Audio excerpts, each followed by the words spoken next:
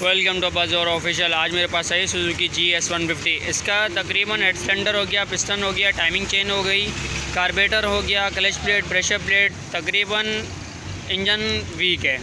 इंशाल्लाह मैं आपको गाइड करने वाला हूँ कि टाइमिंग चेन हो गई और वॉल हो गए हमारे, पिस्टन हो गया, रिंगे हो गई, क्लच प्लेट, प्रेशर प्लेट हो गई, केबल हो गई, कार्बोरेटर हो गया, एयर फिल्टर हो गया, इन सब चीज़ों की कितनी लाइफ बची हुई है ना। तो इंशाल्लाह आपको एक एक छोटी चीज़ गाइड करने वाला हूँ और इंशाल्लाह फिटिंग भी गाइड कर दूँगा, इसकी टाइमिंग भी गाइड कर दूँगा। कार्बोरेटर वीक होने की वजह क्या है इंशाल्लाह वो भी मैं आपको गाइड कर दूँगा। और तकरीबन इसके ना केम की जगह कट जाती है, इंशाल्लाह वो भी मैं आपको गाइड कर दूँगा कि केम की जगह कैसे कवर करनी है। आपकी बाइक के अंदर काम तभी निकलता है जब आप ऑयल का केयर नहीं करते। अगर ऑयल टाइम पे चेंज करें, 1000 से 1200 किलोमीटर पे ऑयल चेंज कर दें तो इंशाल्लाह आपकी बाइक के अंदर बहुत जल्दी काम नहीं आएगा। आप ऑयल का ख्याल नहीं करते जिसकी वजह से आपकी गाड़ी के अंदर काम जल्दी आ जाता है। मैक्सिमम भी ऑयल अच्छी क्वालिटी का डाल लें तो 1500 पे इनफ हो जाता है ऑयल। फाइनली चलता हूँ, स्टार्ट करता हूँ। पहले साउंड सुना देता हूँ आपको किन किन चीज़ का क्या साउंड आ रहा है इंशाल्लाह। फिर उसके बाद इसका हेड सिलेंडर और क्लच प्लेट हम खोलेंगे।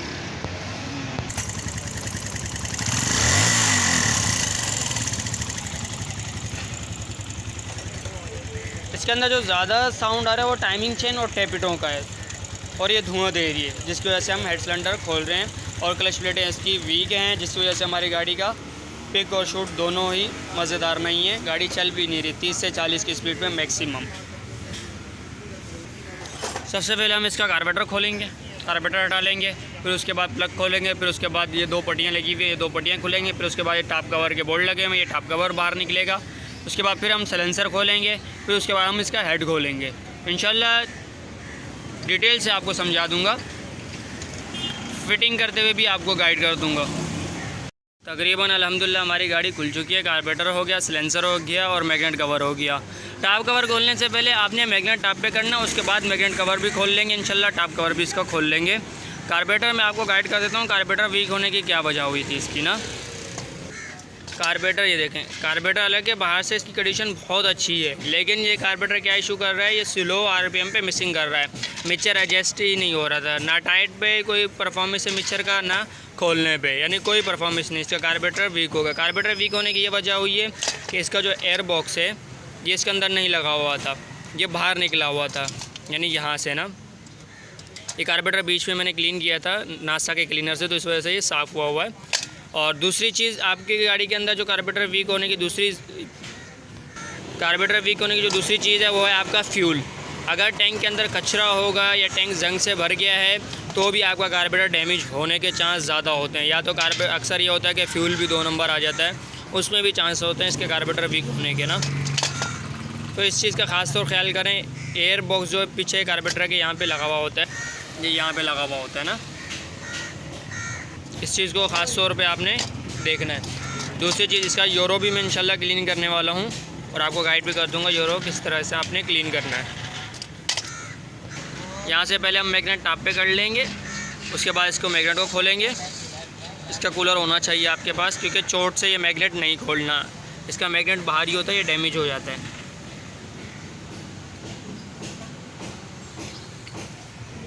मैग्नेट खोलने से पहले उसके बाद ना आपने चेक कर लेना, जब मैग्नेट आप बाहर निकाल लेंगे, इसके सेल्फ़ के रूलर, पहले यहाँ से हम कूलर खोल लेंगे इसका। ये छोटी चीज़ें होती हैं, ये आपने खुद ही नोट करनी है ताकि कस्टमर को बाद में परेशानी ना हो। इस तरह से निकाल लेंगे, ये तो ख़राब होती ही नहीं है। इसके जो कट जाते हैं ये रूलर, ये जो लगे हुए हैं, ये यहाँ से डैमेज हो जाता है। बाद वक्त अक्सर ये हो रहा होता है कि यार सेल्फ ले रही है गाड़ी लेकिन स्टार्ट नहीं हो रही, सेल्फ घूम भी रहा होता है, तो आपने ये चेक करना है। ये कूलर पूरी टूट जाती है या फिर ये बोल्ट ढीले हो जाते हैं, जिसकी वजह से भी ये प्रॉब्लम आती है। सेल्फ मारते हैं, सेल्फ मारने के बाद एक आवाज़ आती है कटक करके, तो ये बोल्ट ढीले हो जाते हैं तो वो साउंड एक पैदा करती है। ये फॉल्ट भी मैंने आपको गाइड कर दी है, तो ये चीज़ें लाजमी आपने चेक कर लेनी है। ये देखें, यहाँ से एडजस्टर हमारा लगा हुआ है इसका, और टाइमिंग चेन ये देखें बहुत ज़्यादा लूज़ है, इसकी वजह से ये इतनी लूज़ काफ़ी है कि ये साउंड करेगी। हालांकि टाइमिंग चेन एडजस्टर पूरा टाइट हुआ है, उसके बावजूद भी ये लूजिंग इसके अंदर आ रही है। आपने टाइमिंग चेन जो यूज़ करनी है वो फ्यूचर नहीं करनी, फ्यूचर में अभी बहुत कंप्लेन आ रही है। आप लॉन्सेन की यूज़ कर लो, उसमें अल्हम्दुलिल्लाह अभी तक कोई कंप्लेन नहीं आई। मैं इंशाल्लाह आपको इसकी टेस्टनर पट्टी भी गाइड कर दूंगा कि कितनी लाइफ इसके अंदर बची हुई है और कितनी लाइफ नहीं है, डालनी पड़ेंगी या नहीं डालनी पड़ेंगी, क्या कंडीशन है इसकी। तो ये चीज़ें लाजमी आपने छोटी छोटी चीज़ें हैं ये नोट करनी है, ताकि बाद में आपको भी परेशानी ना हो और कस्टमर को भी ना हो। पहले हम ये RPM की जो गरारी है ये खोल लेंगे, 8 का बोल्ट लगा हो तो यहाँ खोलेंगे और एक मुँह के पेचकस से यहाँ पे हल्की से रख के इसको चोट मारेंगे तो ये बाहर आ जाएगा।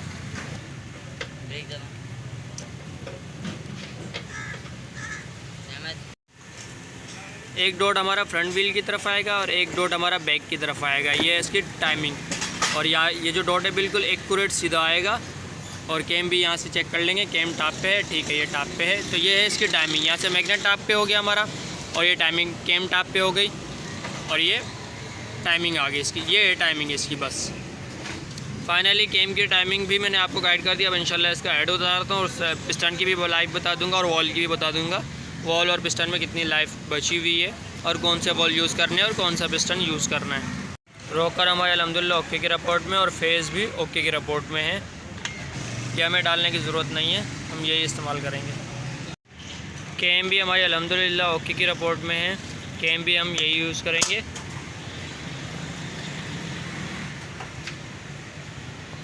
ये लॉक लाजमी लगाना है कैम के अंदर, इंशाल्लाह मैं फ़िटिंग के टाइम पे भी आपको गाइड कर दूँगा। फाइनली हमारा हेड सिलेंडर दोनों खोल चुका हूँ अल्हम्दुलिल्लाह मैं। पिस्टन की जो लाइफ है इसकी देखें, हालांकि पिस्टन पूरा ओके के रिपोर्ट में है, हल्का सा सिर्फ यहाँ से ये सीज़ मार गया है। सीज़ मारने की वजह क्या हुई है, सिर्फ और सिर्फ पिस्टन जो सीज़ मारता है वो आयल ना मिलने की वजह से, जिसकी वजह से भाई ने आयल टाइम पे चेंज नहीं किया, आयल बाइक के अंदर ख़त्म हो गया था और ये सीज़ मार गया पिस्टन ना। पिस्टन तो हम दूसरा डालेंगे। अगर पिस्टन आपकी गाड़ी के अंदर ओके के रिपोर्ट में भी है तो GS के अंदर रिंगें डालने की गलती ना करें, रिंगों के अंदर लाइफ नहीं मिलती, GS के अंदर ये गलती मत करें। आप देखिए वॉल हमारा एक ओके के रिपोर्ट में है, हम एक वॉल नहीं डालेंगे, हम वॉल दोनों ही डालेंगे। एक वॉल इसका बिल्कुल ही डैमेज हो चुका है, हमारा कार्बोरेटर वाला वॉल जो है बड़ा वाला वॉल इसके डालेंगे इंशाल्लाह। सीटें गाइड हैं वो चेक कर लेंगे हम लेथ वाले से जाकर। और जो टेस्टनर पट्टी है हमारी, टेस्टनर पट्टी हमारी ओके की रिपोर्ट में है, हम यही इस्तेमाल करेंगे, दोनों ओके की रिपोर्ट में बेहतरीन है। टेस्टनर पट्टी हमें डालने की ज़रूरत नहीं है, वॉल डालेंगे हमारे, पिस्टन जाएगा हमारा इसके अंदर और कैम हमारी ओके की रिपोर्ट में है और इसका बुश भी फेस भी अल्हम्दुलिल्लाह ओके की रिपोर्ट में है, हमें फेस करवाने की ज़रूरत नहीं है। कनेक्टिंग रोड भी हमारी ओके की रिपोर्ट में। अब फाइनली बस चलते हैं, क्लच कवर खोलते हैं, इसकी क्लच प्लेटें भी मैं इंशाल्लाह आपको गाइड कर देता हूँ। ये कॉलर नीचे लगती हैं यहाँ पर ना, ये लाजमी निकाल लें वरना आगे पीछे हो जाएंगी तो बहुत मुश्किल हो जाती है। एक से दूसरे आयल पे आपने ये आयल फ़िल्टर लाजमी चेंज करना है। ये आयल फ़िल्टर अगर चौक हो गया तो ये आयल ऊपर नहीं पहुँचाएगा, ये याद रखना, इसका भी बहुत बुरा हाल हुआ है। आयल फ़िल्टर खोलने के बाद अब हम इसका क्लच कवर खोलेंगे। क्लच कवर निकालने के बाद आपने ये बोल्ट, कोई भी बोल्ट नहीं खोलने, सबसे पहले आप इसकी होजिंग खोलेंगे। अगर तो होजिंग कटी हुई है तो फिर हम इंशाल्लाह होजिंग का बोल्ट भी खोलेंगे और ये नट भी खोलने की ज़रूरत पड़ती है। अदरवाइज़ होजिंग ओके की रिपोर्ट है तो सिर्फ ये होजिंग के बोल्ट खोलें और वापस लगा दें क्लच प्लेटें। अच्छा, क्लच कवर खोलने के बाद ना आपने ये बोल्ट खोलने हैं और किसी चीज़ को भी नहीं छोड़ना, आपने ये बोल्ट खोलने, स्प्रिंग निकालेंगे। अगर तो होजिंग कटी हुई होगी तो फिर हम होजिंग खोलेंगे, अगर होजिंग नहीं कटी हुई तो किसी चीज़ को भी नहीं छेड़ने की ज़रूरत, यही क्लच प्लेटें निकालेंगे और दूसरी इंशाल्लाह लगा देंगे, वो भी मैं आगे चल के वीडियो में गाइड कर दूँगा।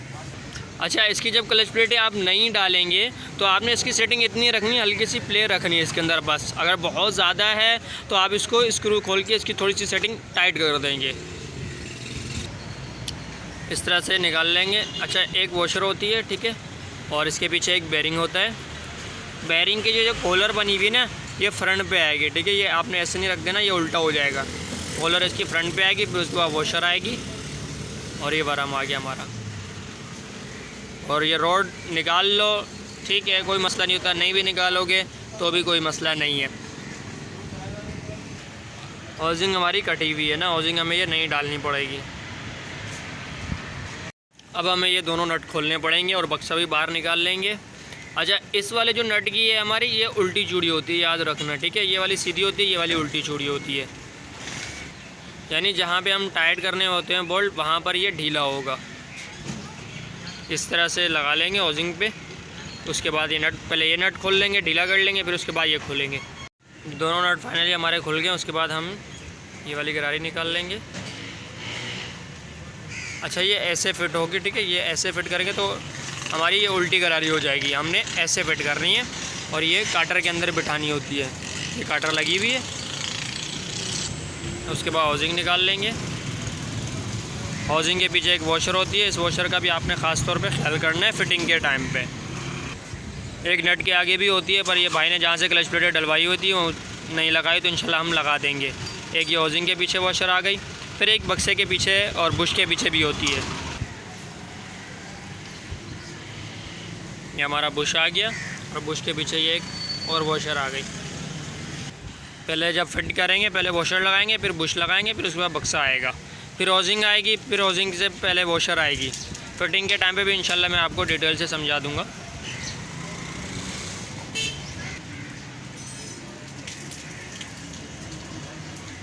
गियर शाफ्ट हमारी ओके की रिपोर्ट में है। बक्से की भी इसकी रबड़े में डालनी पड़ेंगी, रबड़े कमज़ोर हैं। बक्सा डालने की ज़रूरत नहीं पड़ती इसके अंदर ना, इंशाल्लाह इसी को ही रिपेयर करेंगे। बाकी पूरा बक्सा हमारा ओके की रिपोर्ट में। बहुत कम चांस ही होते हैं जिसमें इसमें बक्सा डालने की ज़रूरत पड़ जाती है, बहुत ही 100 में से कोई समझो कि 1%। फाइनली हमारा कार्बेटर आ गया। मैं जो कंपनी यूज़ कर रहा हूँ इसके अंदर ये वाली, और टाइमिंग चेन भी इसी कंपनी की यूज़ करने वाला हूँ। मैंने जैसे कि पहले अभी आपको गाइड कर चुका हूँ, फ्यूचर में अभी कंप्लेन आ रही है, फ्यूचर मत यूज़ करना, ठीक हो गया भाई। और जो टॉप कवर के अंदर पता है आपको कि इसके अंदर पैकिंग नहीं होती, तो ये सिलिकॉन यूज़ करें, बहुत बेस्ट है, बहुत बेस्ट है। और इसी तरह क्लच प्लेट, प्रेशर प्लेट भी मैं इसी कंपनी की यूज़ कर रहा हूँ। फुल किट आ गई हमारी। हम इंजन की पैकिंग हम सेव कर लेंगे, बाकी हमारी पैकिंग ये यूज़ होंगी। और ये हमारी हाउसिंग आ गई। हाउसिंग भी हमारी अच्छी क्वालिटी की है अल्हम्दुलिल्लाह। चलते हैं अब। सबसे पहले हम इसकी क्लच प्लेटें फ़िट करेंगे। इंशाल्लाह हाउसिंग की फ़िटिंग भी गाइड कर दूँगा, क्लच प्लेटें, प्रेशर प्लेटें की भी फ़िटिंग गाइड कर दूँगा। फिर उसके बाद हम इसके हेड सिलेंडर पे आएंगे। फाइनली हमारा बक्सा भी हो गया तैयार अल्हम्दुलिल्लाह। जिस तरह से मैंने कहा था यही बक्सा मैं इसको रिपेयर करवा लिया मैंने अल्हम्दुलिल्लाह। सिर्फ इसके रबड़ें डलवा लिए, ये ओके हो गया, ओके की रिपोर्ट में ओके, ये चलेगा बेहतरीन, ज़रूरत नहीं है नया डालने की। अब देखें ये मेरे पास 2 वॉशर हैं, ठीक है। एक वॉशर जो इसमें पतली होती है, एक मोटी होती है। मोटी वाली जो है वो बैक साइड पे आएगी बुश के, फिर उसके बाद बुश आएगा, फिर उसके बाद बक्सा आएगा। पहले हम ये वॉशर लगा लेंगे मोटी वाली, और ये जो बारीक वाली है ये हाउसिंग से पहले आएगी। इंशाल्लाह ये भी गाइड कर दूँगा कैसे लगानी है। ये आ गया। अब इसके बाद बक्सा आएगा। बक्सा बिठाते हुए आप इस गरारी को हल्का सा पुश कर लेंगे ताकि बिठाने में आसानी हो जाएगी। ओके हो गया। अब हमारी एक आएगी यहाँ पर वॉशर। अब उसके बाद हम लगाएंगे इसकी हाउसिंग। इस हाउसिंग को हम पहले टाइट कर लेंगे, फिर उसके बाद क्लच प्लेटें, प्रेशर प्लेटें बिठाएंगे। पहले लॉक आएगा, फिर उसके बाद हमने इसका नट लगाना है। इस नट की सीधी छुरी होती है, इसकी उल्टी होती है। फाइनली हमारा हाउसिंग का नट टाइट हो चुका है। अब हमने सबसे पहले, अच्छा ये जो क्लच प्लेट का जो एक कट बना हुआ है ये एक की साइड पे रखना है सारों का। सबसे पहले हम लगाएंगे इसके अंदर क्लच प्लेट, फिर उसके बाद आएगी हमारी प्रेशर प्लेट। प्रेशर प्लेट उल्टी और सीधी का भी फ़र्क होता है, ये साइड जो है उल्टी हो जाएगी और ये साइड है ये सीधी है। फिर प्रेशर प्लेट आएगी, फिर क्लच प्लेट आएगी, फिर प्रेशर प्लेट आएगी। इसी तरह से पहले प्रेशर प्लेट आएगी और लास्ट में भी पहले क्लच प्लेट आएगी और लास्ट में भी क्लच प्लेट आएगी।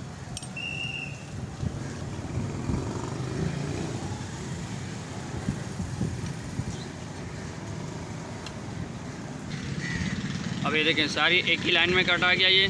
अच्छा दूसरी चीज़, बक्से के अंदर कोई छाल नहीं होनी चाहिए और हाउसिंग के अंदर भी कोई छाल नहीं होनी चाहिए।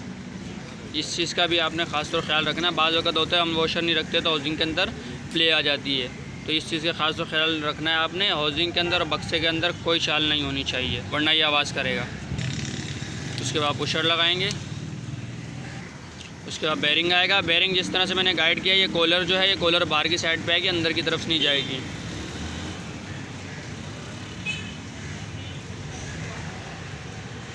उसके बाद इसकी वॉशर आएगी। ये कंप्लीट हो गया। अब उसके बाद हम हाउसिंग बिठा देंगे। उसके बाद इसके 5 स्प्रिंग लगाएंगे और नट आपने जब टाइट करना है एक्यूरेट करना है। ऐसा नहीं ये टाइट कर दिया और ये बाद में टाइट कर रहे हो या ये बाद में टाइट कर रहे हो, इसमें प्रेशर प्लेट टेढ़ी होने के चांस ज़्यादा होते हैं। एक्यूरेट सब आपने साथ लेके चलना है, बराबर ही टाइट करना है।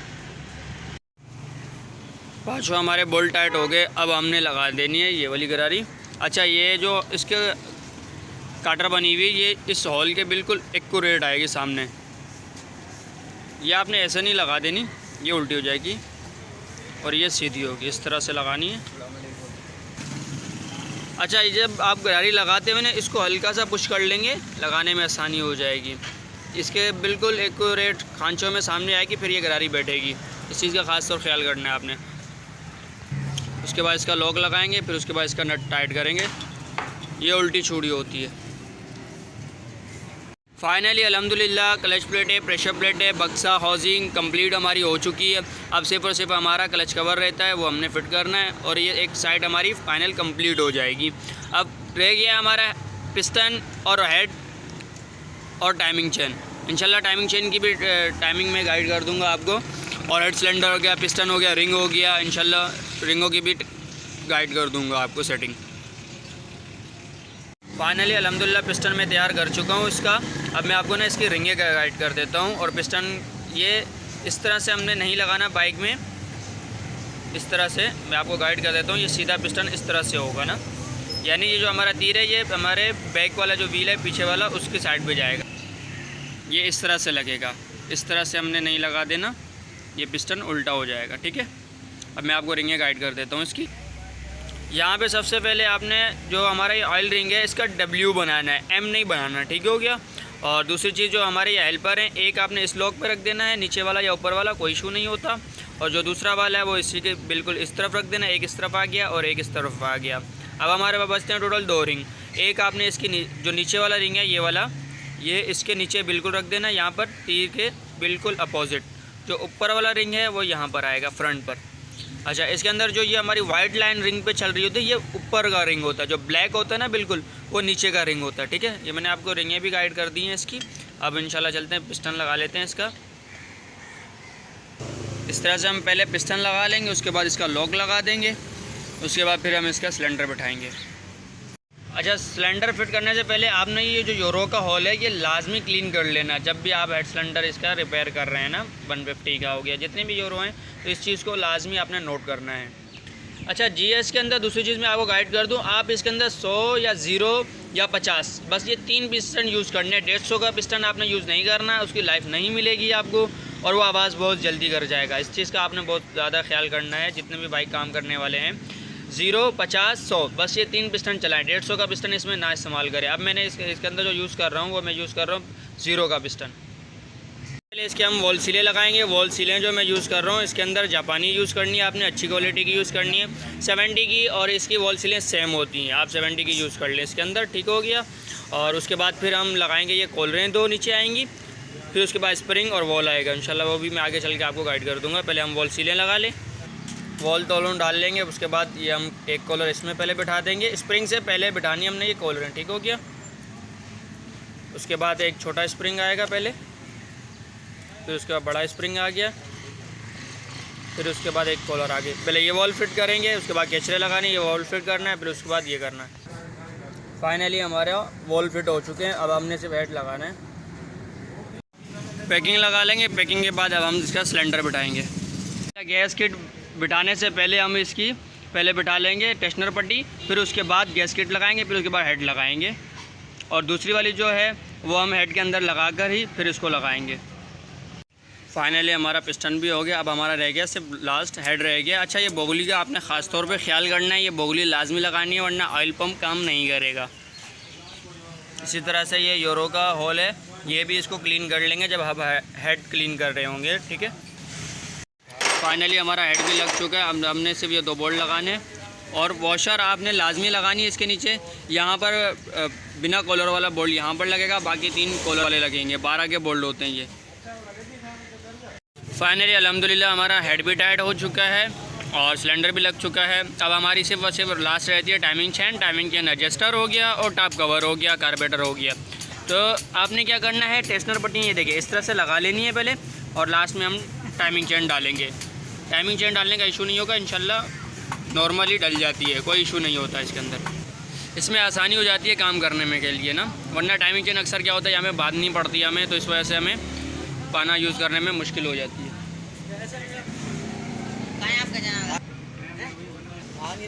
यहाँ पे लगा के हल्का सा हम मैग्नेट डाल के घुमा लेंगे और ये चढ़ जाएगी।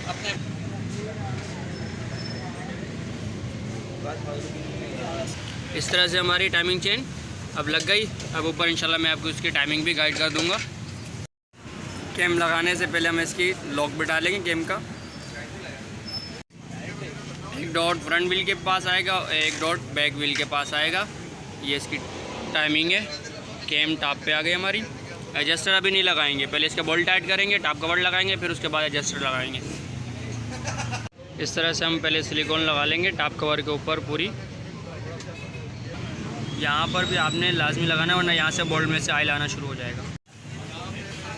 हमने इसके जो रोकर हैं ये ऊपर पुश करके फिर उसके बाद टॉप कवर बिठाना है। अब बोल्ट लगाने इसके, बोल्ट टाइट करने से पहले हम इसके ये रबड़ लगा लेंगे। टॉप कवर के बोल्ट आपने सारे हल्के हाथ से टाइट करने और एक्यूरेट सब बराबर में टाइट करना है। ऐसा नहीं है ये साइड आपने टाइट कर दी और वो साइड ढीली है। इस चीज़ का खास तौर एहतियात करना है आपने, क्योंकि इसकी पैकिंग नहीं होती है, सिलिकॉन होती है, तो जिसकी वजह से ये फिर डैमेज हो जाएगा, फिर वहाँ से हल्का ऑयल रसना शुरू हो जाएगा, आना शुरू हो जाएगा। यानी जो अक्सर आपने देखा होगा यहाँ पे सिपिज होती है ऑयल की, वो इसी वजह से होती है। उसके बाद हम ये RPM की गरारी लगा देंगे। अच्छा, यहाँ पे हल्के सी सिलिकॉन लगा लेंगे इसके ऊपर, हल्का सा आपने इसको पुश करना है। उसके बाद हम इसका एडजस्टर लगा लेंगे। एडजस्टर लगाने से पहले आपने स्प्रिंग और ये बोल्ट खोल लेना है, ठीक है। और ऐसे नहीं लगा देना, ये साइड हमने नीचे लगानी है। इसको ज़ीरो कर लेंगे इस तरह से, ये ज़ीरो हो गया। उसके बाद एडजस्टर लगाएंगे, ये सीधी साइड है। एडजस्टर टाइट करने के बाद फिर हम इसका स्प्रिंग और बोल्ट लगाएंगे।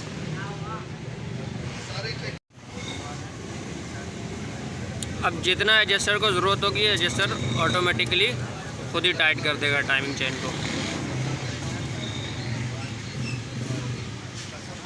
अब ये देखिए टाइमिंग चेन जितनी ज़रूरत थी उतनी टाइट हो गई है ये हमारी, बिल्कुल ही लूजिंग नहीं है इसके अंदर।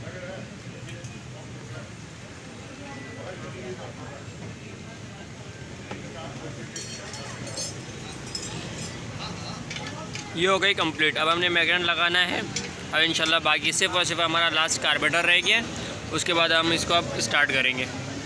फाइनली अल्हम्दुलिल्लाह तकरीबन हमारी गाड़ी हो चुकी है।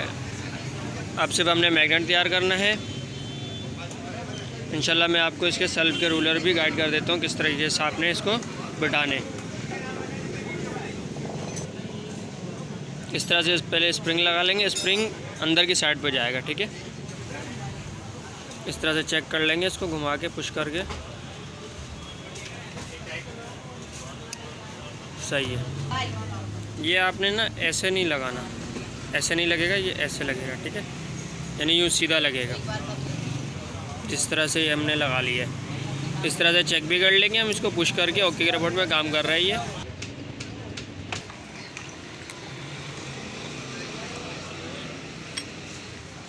एक साइड पे ये फ्री घूमेगी और दूसरी साइड पे नहीं घूमेगी, यानी ये ओके की रिपोर्ट में। फाइनली हमारा मैग्नेट भी टाइट हो गया। मैं आपको सेल्फ की गरारी गाइड कर देता हूँ। छोटी वाली गरारी बैक साइड पे जाएगी, बड़ी वाली फ्रंट पे आएगी। रोड लगा देंगे, रोड के बाद बुश लगा देंगे। अब लास्ट हमारा रह गया मैग्नेट कवर। फाइनली हमारा अब सिर्फ यूरो रह गया। यूरो देख रहे हैं, इस तरह से जब भी आप हेड सिलेंडर ख़ास तौर पे रिपेयर कर रहे हैं तो यूरो लाजमी आपने क्लीन कर लेना है ना। इससे गाड़ी का परफॉर्मेंस और फ्यूल एवरेज दोनों बहुत अच्छे हो जाएंगे।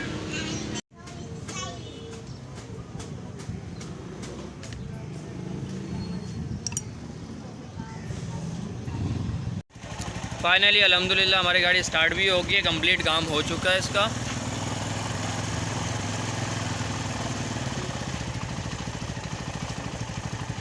कम से कम भी इसको हम लोगों ने 1 से 1.5 घंटा स्टार्ट करके ही रखना है, चलानी नहीं है।